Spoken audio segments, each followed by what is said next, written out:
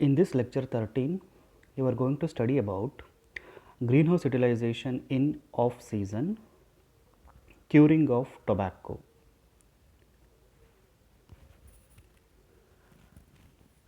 So as we discussed, to maintain the economics of the greenhouse, so we have to indulge so many activities in the greenhouse other than the cultivation.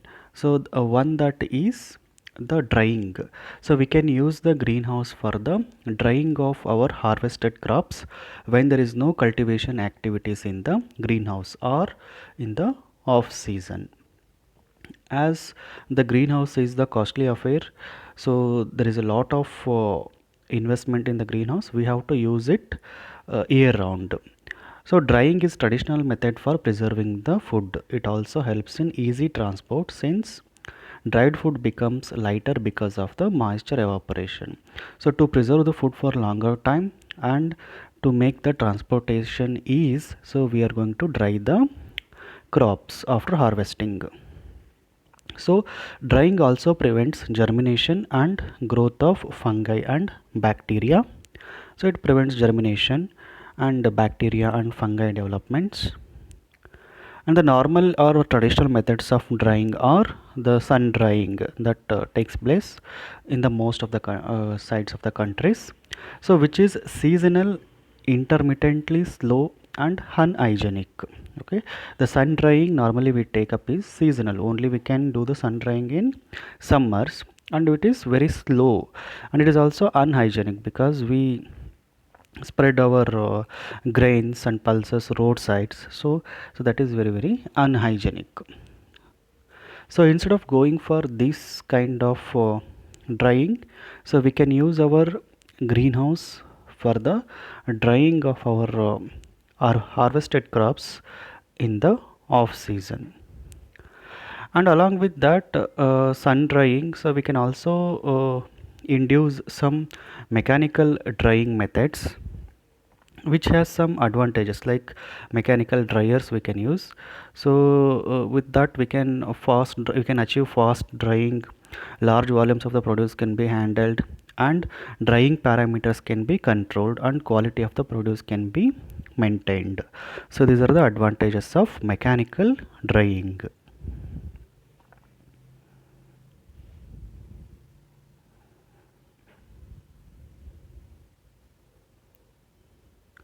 But this mechanical drying requires energy inputs. So we have to give either the electricity or the fuels or the firewoods for the as an energy need for the drying. So which is the additional cost for the farmer. So if we use the solar energy as an alternative energy for this mechanical dryers, so we can dry out without any cost expenditures. And the use of greenhouse as a solar dryer is the latest development. So we can use the greenhouse also as the solar dryer. And we normally use curing of tobacco leaves, so which is a commercial product. To dry the tobacco leaves we use the greenhouses.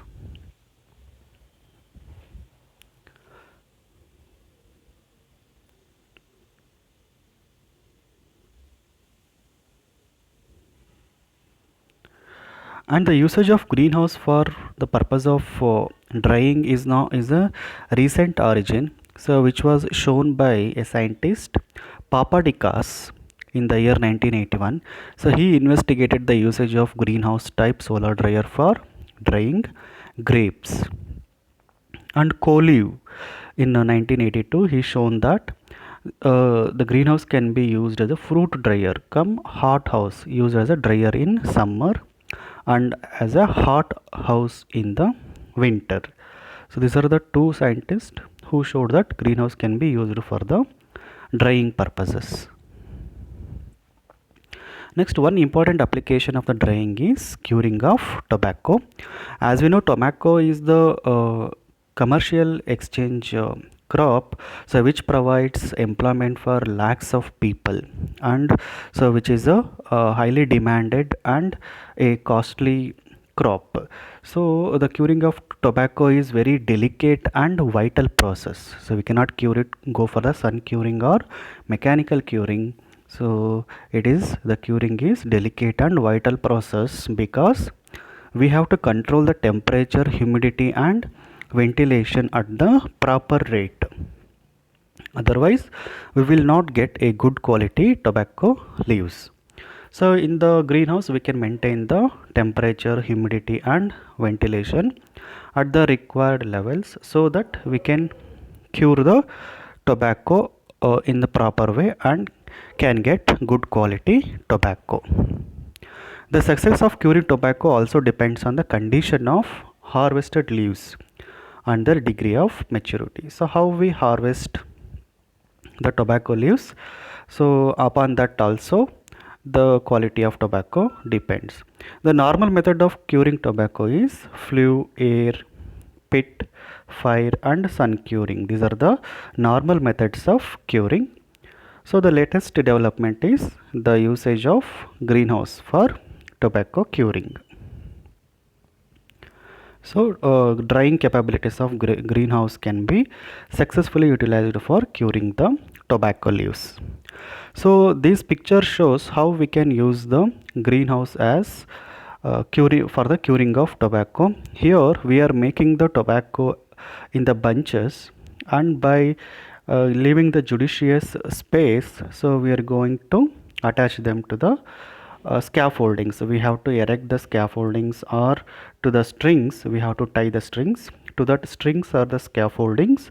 So we have to hang the bunch of tobacco leaves with the appropriate distance, as and by providing a proper temperature, humidity and ventilation, so the moisture of the tobacco leaves will go away. So once the moisture is evaporated, the strings get tightened. So here is the notes for how we can go for the tobacco curing. The harvested tobacco leaves are made into bunches of few leaves by knots and arranged serially to form a string with free ends left for fixing it. Scaffolding should be erected inside the greenhouse and the strings of leaves is tied to them. Scaffolding means these are the wooden frames which are erected, to which the strings of the leaves are tied. To increase the capacity, strings are tied with judicious gap between the two them, and also put in tires. As curing progress, the leaves lose moisture and strings will become lighter, and the initial sag in the strings can be corrected.